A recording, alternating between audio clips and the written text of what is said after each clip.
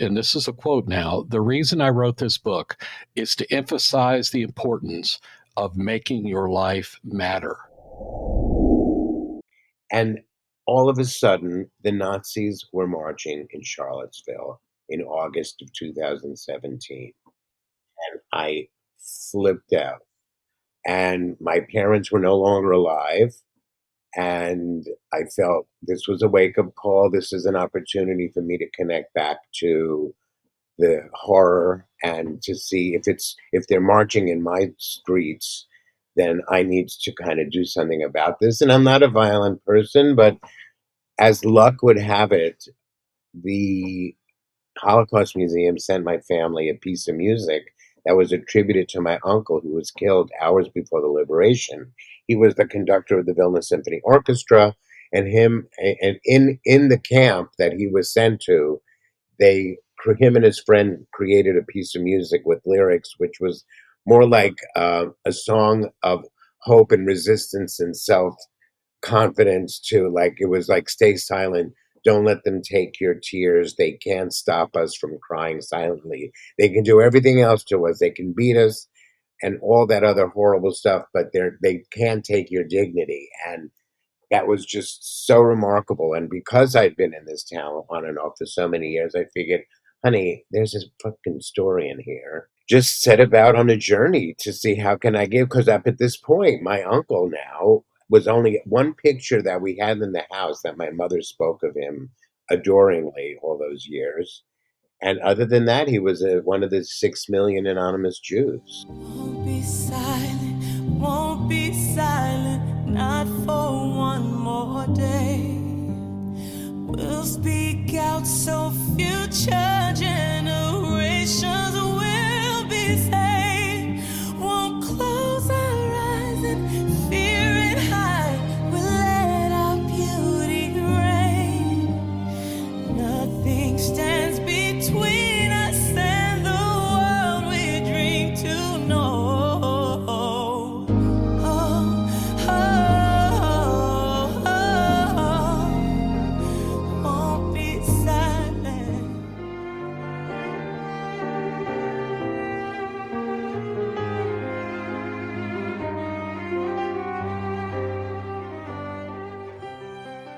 That beautiful song was written by Wolf Dermashkin, a 30-year-old composer, the director of the Vilna Symphony Orchestra, and later of the Vilna Ghetto Orchestra, a group composed of Jews forced to live in the ghetto in Vilnius, Lithuania.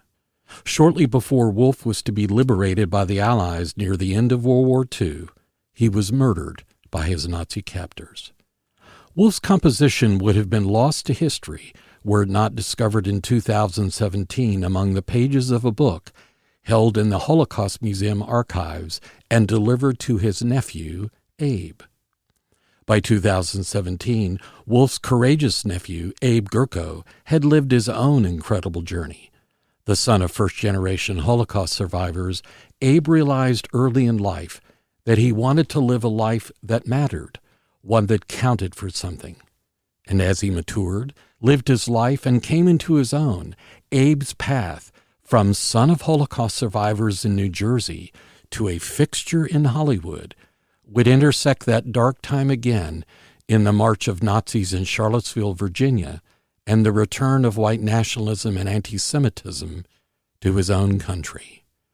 Join me as I talk with Abe about his life, his book, and his story of bringing his uncle's song of resistance to life again 75 years after its origin in the ashes of the Holocaust.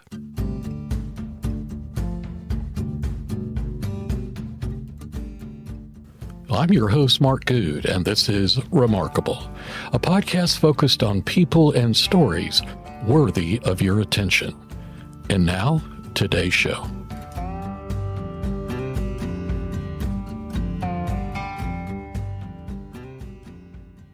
Welcome to another episode of my Remarkable podcast. And today I'm delighted to have Abe Gurko with me. Abe, we met over Substack, which is pretty remarkable. And why don't you introduce yourself and tell us where you're coming from today? Okay. Hey, I'm Abe. I'm in Los Angeles. And then we met like very informally, very kind of abstractly. You followed me through something else, and I just said, "Hey, you're a writer. I'm a writer," and here we are.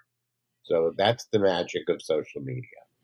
Yeah, it's been really wonderful, and I want to tell our listeners just up front that after I met you and learned a little bit about your story, I went out to Amazon. I snagged a copy of your book, Won't Be Silent. That's what we want to talk about in this episode. I read it in 2 sittings. It's extremely well written and it's compelling. The story, which is what I want to talk about today, there are a number of life experiences that you've had which resonate with me personally, but I think also resonate with almost anyone who's living today, whether you're in the United States or Europe or wherever. There is a set of dynamics, Abe, that you have gone through in your life, which I think are universal and powerful and are extremely well explained in your book. So Thank you.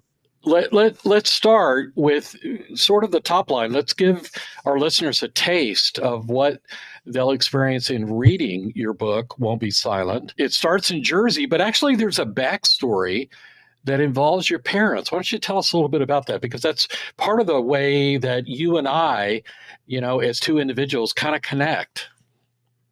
Right.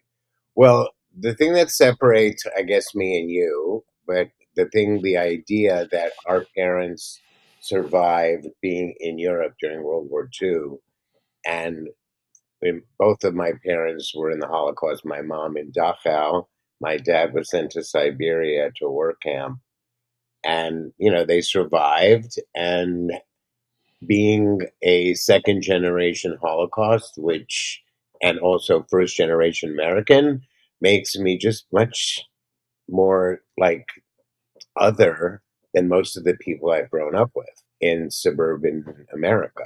And it's always been like an albatross when I was young. And the book is about finding my way through that, what I considered an albatross, into actually a superpower. And it's the way it's the actual, the book is titled Won't Be Silent, Don't Stop Till It Matters, but the technical subtitle is Embracing My Superpowers of Humor and Optimism to Survive Second Generation Holocaust, Coming Out, Addiction, and Endless Unbelievable Obstacles, which, as you know, is what this whole book is the stories that were specifically moments in my life that were challenging, yet teaching moments, yet pitfalls and downfalls and heartbreaks, but that in the end, my whole mission on earth is to feel like what I'm doing matters. And in a time when the word matter became kind of bastardized and footballed around during COVID, initially with Black Lives Matter and White Lives Matter, Blue Lives Matter, and I felt like, yeah, we all matter. And what is it that you do to matter? And what are you doing in life that can fill that void, which I had been feeling for many years? Well, it's very compelling. In fact, I brought up here because I bought your book electronically, an ebook on with Kindle and Amazon, and this goes back to my high school years. When I would read books, I would highlight them. So I've highlighted, and I brought up all the highlights that I made while I read your book, right?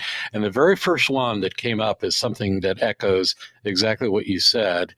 Is that you wrote, and this is a quote now, the reason I wrote this book is to emphasize the importance of making your life matter. And all of the baggage associated with the word matter, if you kind of put that to the side and go back to what I call the classic definition of that, is something that I think, it should resonate with a lot of people, because what's interesting to me is that what you didn't say is that I wrote this book to tell you how to be rich and famous. I wrote this book to tell you, how to be happily married. I wrote there's a lot of books that will tell you or propose to tell you a lot of things. What you said, which I find very compelling, is that really life is about mattering. So Tell us a little bit about how that happened, and kind of the petri dish, if you will, of your childhood, because you've got a number of things that you experienced as a young man growing up in Jersey. The son of Holocaust survivors, as you've talked about, but also Jewish in it sounds like a kind of Protestant neighborhood, a lot of goyim around, Yeah. right? Uh, uh, No, it was a blue collar. So the horror of that is that my parents survived the Holocaust and wound up in a town where we were like there was only two Jewish families in a blue collar town where I, as a young kid, was already on the receiving end of anti-Semitism. Now, my mother was a storyteller of her experience, so from like Mary had a little lamb I didn't get. I got like Nazis will get you. So I felt other, and I felt like I needed to kind of shut down because there were those horrible, horrible nights of tremors and nightmares of trying to even imagine what that was.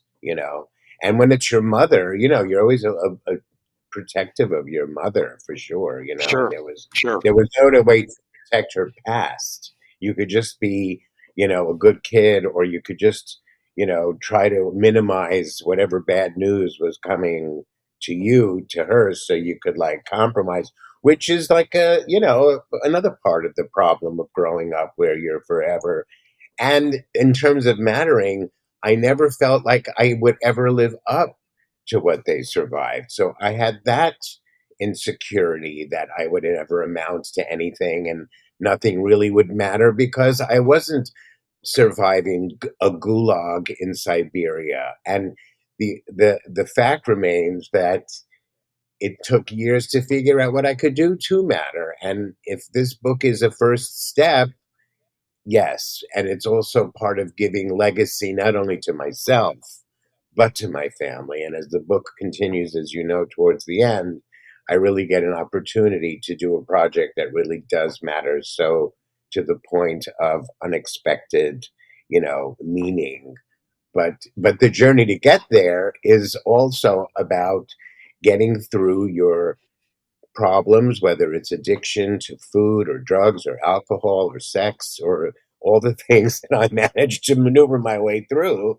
And you get through those things because you know that, but like I can't do this. This is like not good enough of a person to be coming from parents who have such a strong DNA of endurance. And yeah, I just it was a cross to bear, and it also made me assimilate from Judaism for many many years because it was like too much to listen to and too much to know about, and I didn't, for good, bad, or indifferent.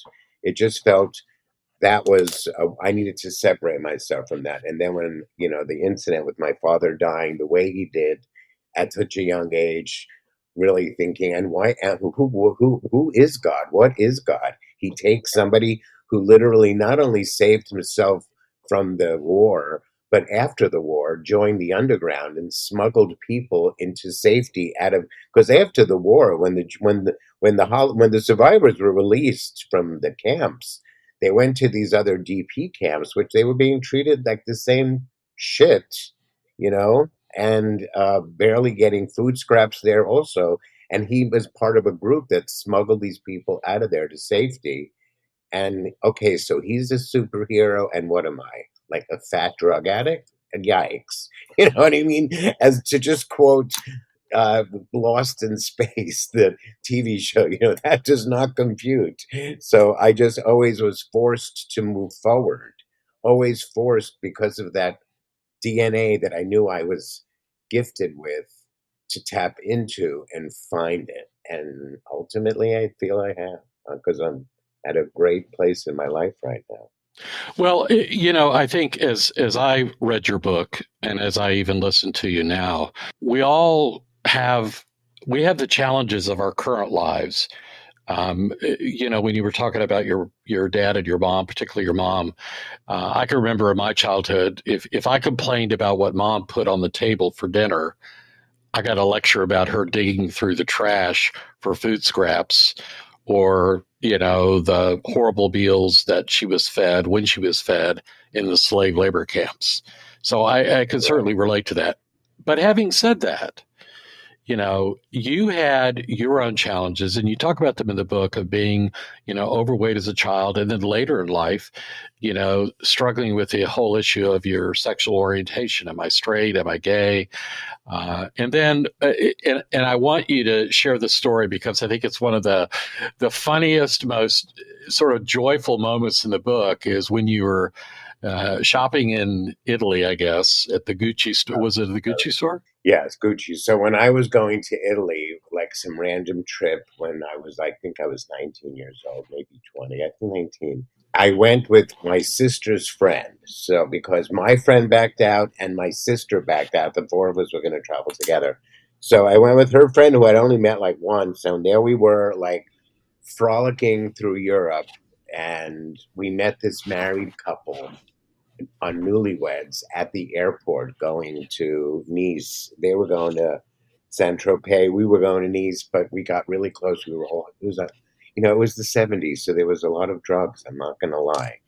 So we ended up uh, traveling, renting a car, and going. My mother said, "If you go to Florence, get me a Gucci bag." This was, I guess, 78 or so, we're like, okay, go. Now that at that Gucci flagship store back then, they had a lot of personal shoppers. So when you entered, you were kind of escorted around the store by someone. In this particular case, was of the opposite sex. Now, I just want to preface that because I was a fat kid and I did lose all that weight, and I kind of from a young age never wanted people to show me around in a store because I would always end up they would have to measure my waist, and I wasn't interested.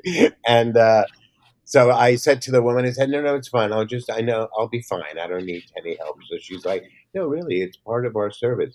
I said, no, really, I'm fine. She's like, oh, I get it. And she brings out this like unbelievably handsome man to like cart me around the store. Now I had you know, visions of sexual relationships with men, and I kind of fooled around like in high school, which I think a lot of people do anyway, especially when you're drunk or on quaaludes. But we are waltzing through this store, honey, and this guy was like, blah, blah, blah, blah, blah. I was like, whatever. And we ended up, just kind of just going through the whole store, and I'm like buying like everything just to say yes to hang out with this guy longer. But he was like, "You want to try on bathing suits?" I was like, "Yes." So we go into the try-on room. Anyway, we ended up having like just passionate making out and fondling and whatever. And I just said, "This, yeah, I'm gay." So it was kind of establishing that was, yeah, no, point of no return. In ultimately was my life choice. And then I had to go home and tell my family, and that's, my dad had passed by this point. So it was going to be me just telling my mom and my two sisters. And it's a very funny scene in the book. Yeah, the whole experience was like so sexy and so 70s and so like a European film-ish in a way, But I'd like to think that the book reads like you can see a film come out of it, or Oh, a it limited does. series. It does. And that's why I ask you to tell the story because it reads that way. And as I was reading it in my mind, I mean, it's funny because I'm straight, I'm not gay, but I can imagine the lovely lady, whoever she was, that was your initial personal shopper, looking at you with that twinkle in the eye, going, "Oh, I get it," and then bringing out whatever the guy's name was, Roberto or whatever, right? I It to mean, me that is. it's cinematic. I mean, it's sexy and it's like everything you want to see, any visually. But look, I'm in Hollywood in here, and if you think it's going to be easy to sell this thing, especially with the drama that's going on in this town, with I mean, look, there's so much crap on television. They'd be lucky to turn this into either a film or a limited series. But whatever. What do I know? It's my favorite line. What do I know? But I know everything. So tell us how, because you're from Jersey, you're East Coast. It comes through in the book that the another person that I've interviewed on the show, Christine, also Jersey, as she describes it, I'm direct, and she is very nitty gritty, and she is. I detect that in you, in your storytelling, right? Okay, so you're very East Coast. What brought you to LA? And then what did you do Well, when you were there? I mean, the book starts out with, because I was this fat little kid in New Jersey and I had this obsession with the old golden age of Hollywood black and white film. So I lost myself because of who myself was in the movie theaters and the movie stars, and the whole idea of Hollywood was just so romantic and gorgeous and everybody was beautiful, and and my whole thing was like, would I ever get a chance to grab the brass ring? But my chances felt more like all I would be able to grab was an Entenmann's donut. That was, my fear. But so there was always like an interest in going to Hollywood. And when that became more of a reality was when I was like 17 years old. That was around the time all the Woody Allen movies were coming out. And Woody Allen was no beauty, and neither was Dustin Hoffman, and neither was Al Pacino. And then it was like, okay, well, let's go back to the Woody Allen thing. I mean, I'm a beaut compared to him. You know what I mean? So I just felt like there was a hope for people like me in that town. So I've been back and forth a few times, always with the intention of wanting to end up here, not only for the beautiful weather, which, although because of climate change, we're going through that drama. Yeah, it's beautiful here, and it's life is what you just want to be where you want to be. I mean, you still take everything a day at a time, but yeah, I love it here. And I've had jobs and come back and forth with work. And, LA has a very special piece of my heart.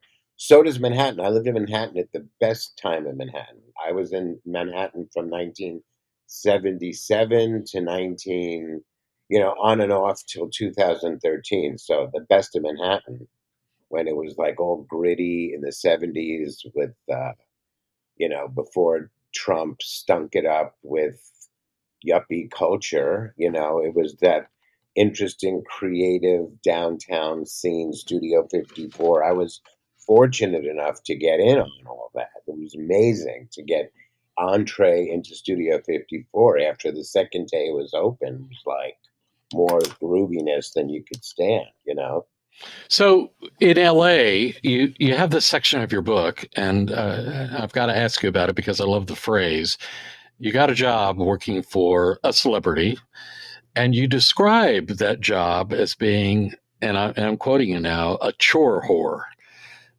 For Right. those of us who are not a part of the celebrity culture of LA, tell us what that was like, and what that experience was. And obviously, because of confidentiality, we're not going to ask you about who this was, but tell us a little bit about that life experience of being sort of in the orbit of somebody who was very famous. What's that like? You know, for me, it was getting closer in through the looking glass that I'd always been. It's like you look at your life through the window of the store and you wonder what it's like to get in there. It becomes more like Alice in Wonderland coming through the looking glass into a world that you kind of just can't imagine. And then once you're in there, you end up being the one that has to go get the dry cleaning and the laundry, and do, the things like my ring that just got polished. But there's other things you become, and I've worked for a couple different people. That you become a confidant, which is extraordinary, especially if you really admire the person you're working with, because you're their front line to the world, and there's a bond that happens that's beautiful when it's lasting, and then until it's not. There was one person that was just so ego driven that I just had to get out of there. And then the person that I did the most work with was someone who I really admired, and it was just an honor, really. But to do that, and it's not just doing the grunt work. You're like the front person. You're organizing the schedule. But it's the chores, and you're a whore. So there's nothing else to discuss. And the truth about Hollywood is that either you're talent or you're sucking up to talent. And that is the basics of how this town operates.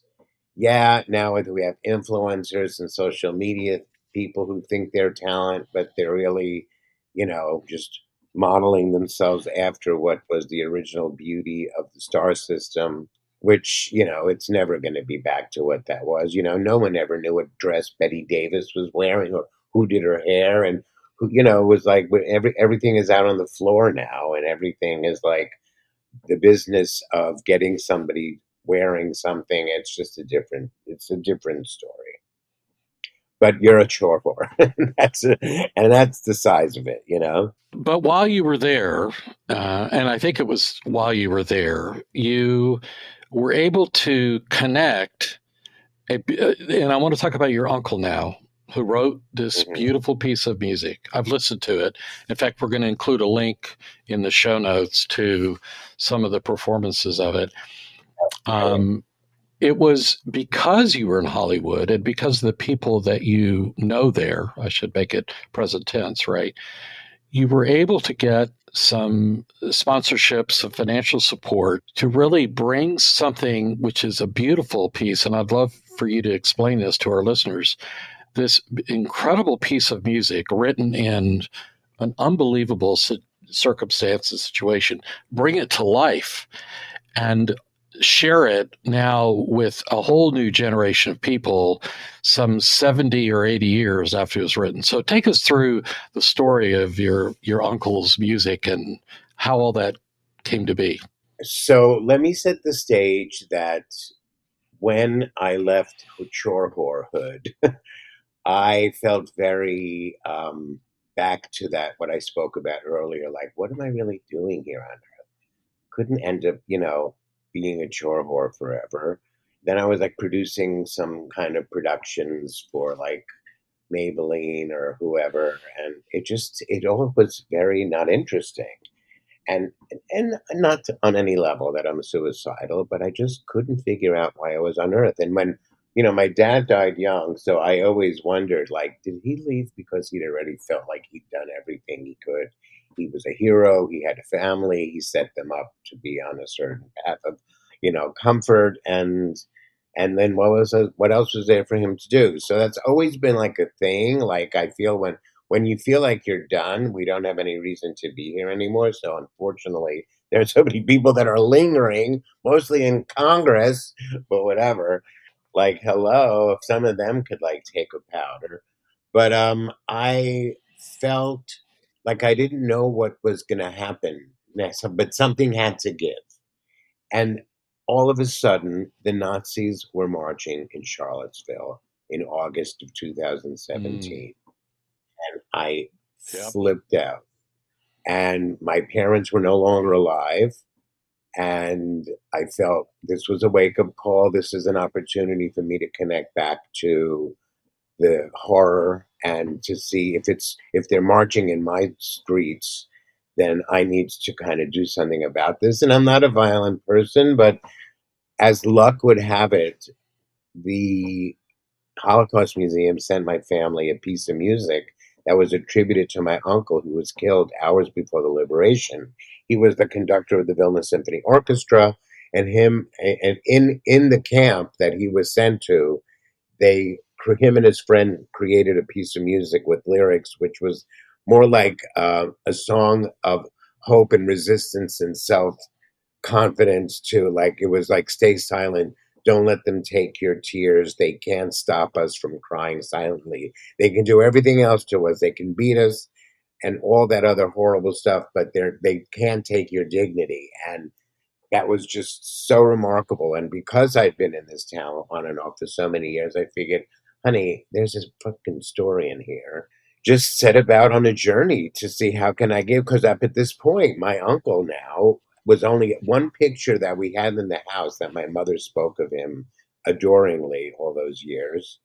And other than that, he was one of the 6 million anonymous Jews. So I just kind of put together my friend Angelo, who's like an angel sent from heaven. Let me just say, this whole project has been an opportunity for the angels that are still here on earth to appear, because I've had a series of experiences Indeed. with people so unintended and so gorgeous, and such gratitude comes with when you just come from a place of pure joy and love and hope, and whatever. I just can't say enough of the people that I've met on this journey. So I wanted to take this little piece of music, Stay Silent, give him a name, a face, and a legacy, but because I am an activist, I couldn't see Stay Silent be the message in the year 2018, which is when I really started, was able to get some funding for this project,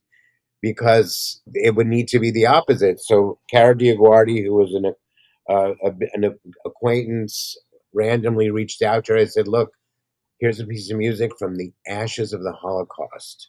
Would you redo the lyrics to a more current relevance as we get into this next phase of America and Nazis marching around?" So she rewrote the lyrics to Won't Be Silent, and that became the call to action. We just started recording. The idea was from the beginning, I didn't want to just do a Holocaust movie because A, there's usually just a limited audience, and B, there's no footage of him. There's no documentary stuff. There's a few images that have been found in the process.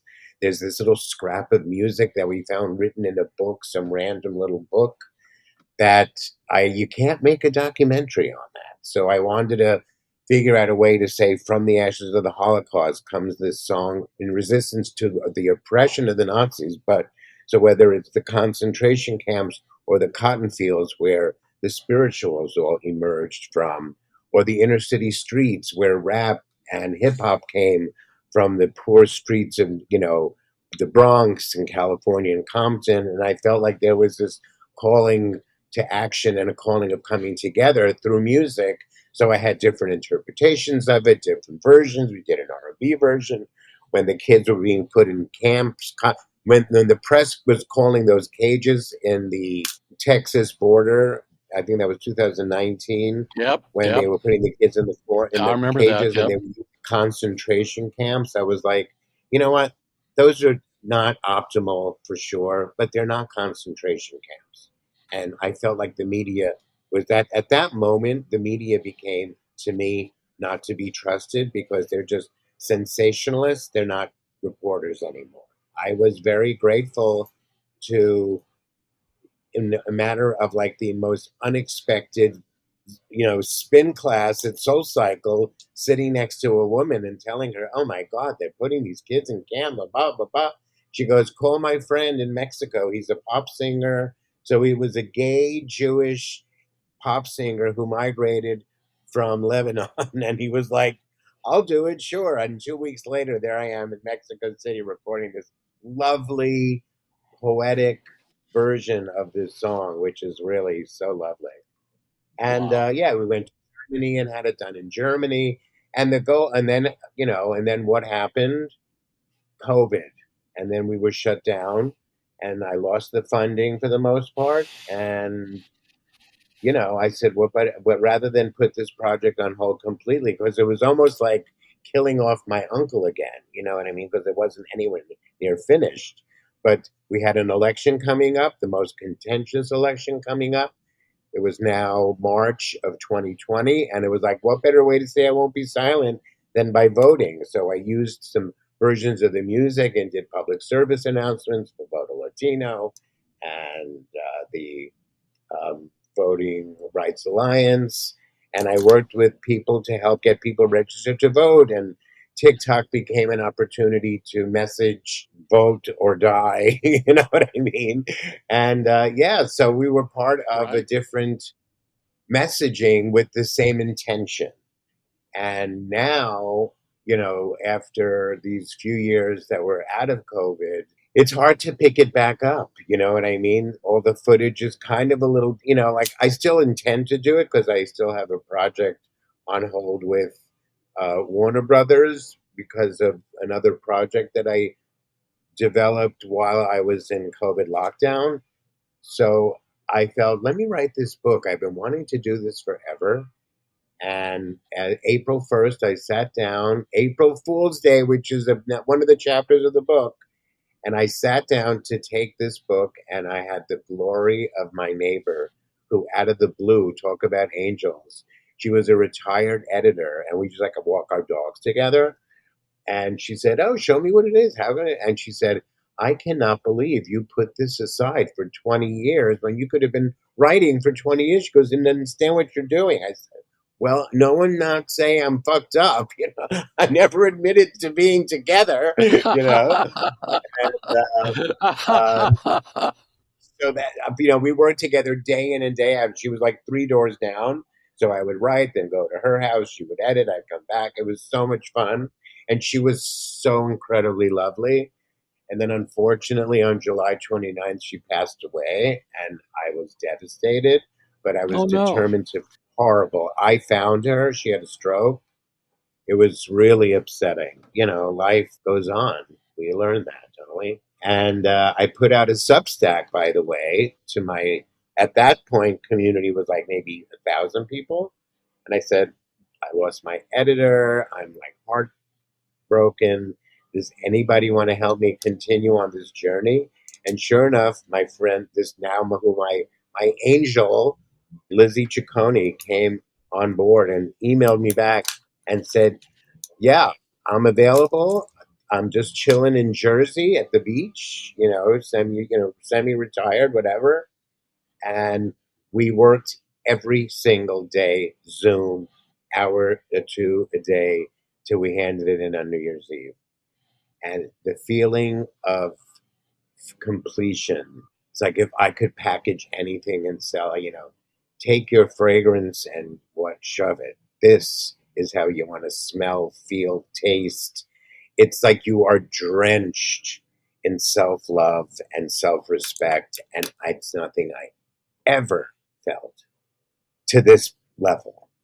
I mean, I've been on a journey of self-love through addiction and, on and off for years, but this is the pinnacle of accomplishing something that I could say. And the hilarious bit is because for all those years back and forth from New York to LA and, in Amsterdam, I lived around. My mother would never understand what I did for a living, but I was an event producer. I was a very seasoned event producer, big fashion shows, races in Central Park. And my mother would never understand what it was living. So she would always tell her friends, my son Abe is in publishing. So now I'm actually living up to what she's been. So funny. Yeah. So, that's been the journey. So this piece of music is now, I feel, going to resurrect because just yesterday, somebody did a TikTok. They bought the book, read it, and, not a friend. This is just one of the people that knows me through TikTok, and did a post and said, "You should get the book. It's really well written. It's really good, but the last third needs to be a film." You know what I mean? And I feel like I've been pitching this story around town from 2018 to COVID, with the beautiful reel. I don't know if you saw the 3-minute reel that's on the website. If you just go to won'tbesilent.com, you'll see about the book. But if you navigate at the top, you click on film, and there's a 3.5-minute video of what the story is. It's fabulous. But I think it's different when you read it, and I think it sinks in differently. I don't know. But I can only hope. Look, I'm going to die trying because it's about making sure my uncle has his legacy. I'm here for that. I want to do that. I don't think I'm going to give up too easily because it just feels like it's really a worthwhile task. Well, as we started this particular episode, and as we're kind of coming to a conclusion, there is a beautiful arc and a sort of a circle to your life. As we talked about the child of parents who survived the Holocaust, and then your own journey of self-love, self-awareness, and then making your mark in Hollywood, working and supporting people there, which is an important part of the entire ecosystem. And then as you developed all that, what's so beautiful is you reached into your own past and your uncle's work and then have brought that to life. And I think, Abe, it can honestly be said that if everything, and God forbid it doesn't, but if everything were to stop tomorrow, your life has mattered in many ways, in many 100%. levels. I mean, it's the life you've lived. It's the thing that you have done with your uncle, and now it's the book that you have published.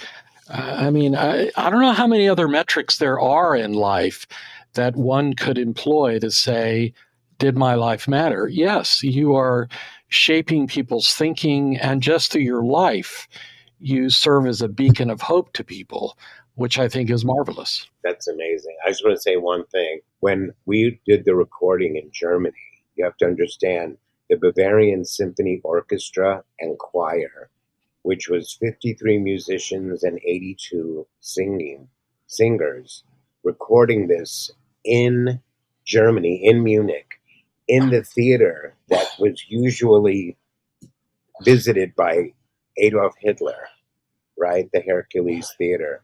Right. It was like I have achieved, and the conductor then of the orchestra positioned my uncle's piece between Schubert's unfinished symphony and Mozart's unfinished music piece that he did before he died. So it was like in Germany, in a room of 1,000 Germans, many of which were first and second generation Nazis themselves, who during intermission came up to me like with tears in their eyes, and it was a lot. You know what I mean? And nobody wanted to go with me. No one in my family, none of my friends. I was in Germany alone on the receiving end of this. And I said to the conductor, I said, you know what? If I die on the plane ride home, I've accomplished something incredibly special. Kill me now, but don't. you know? So, yeah, the journey continues. And that's why we have to just do what you got to do. That's incredible and so exciting. So, well, let's conclude this episode as we move to our second one. But I just want to say thank you for sharing. This has been marvelous, and I encourage our listeners to hit your website, and which we'll put a link in the description, as well as snag a copy of your book, whether it's digital or print. So it's a powerful story, and I appreciate you sharing with us today, Abe. I'm Mark Goode. You've been listening to my remarkable podcast. For more episodes like this, as well as premium content, visit my site, markgoode.substack.com. Won't be silent, not for one more day. We'll speak out so future generations will be saved. Won't close our eyes and fear and hide. We'll let our beauty reign. Nothing stands between us and the world we dream to know.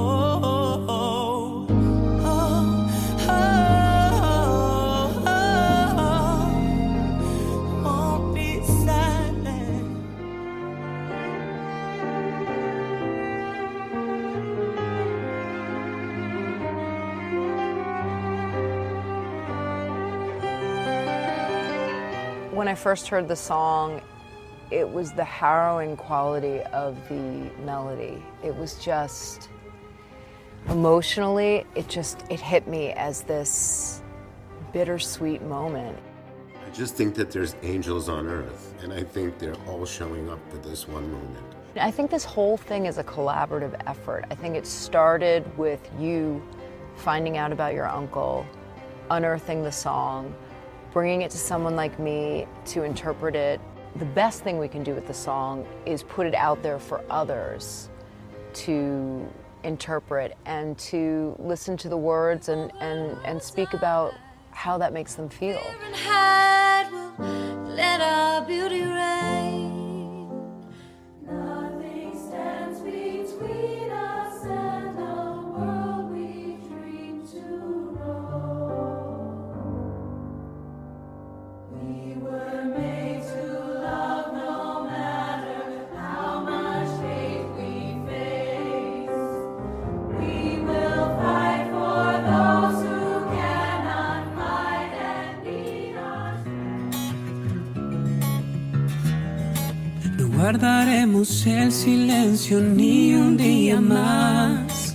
Levantaremos nuestras voces sin temor para abrir camino y elevar nuestra humanidad. Unidos lograremos que en el mundo haya paz. That moment when he wrote the melody, he was not a prisoner.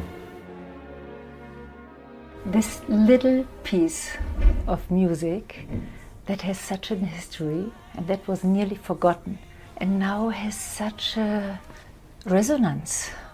We want people in this current moment of resistance to use their voices.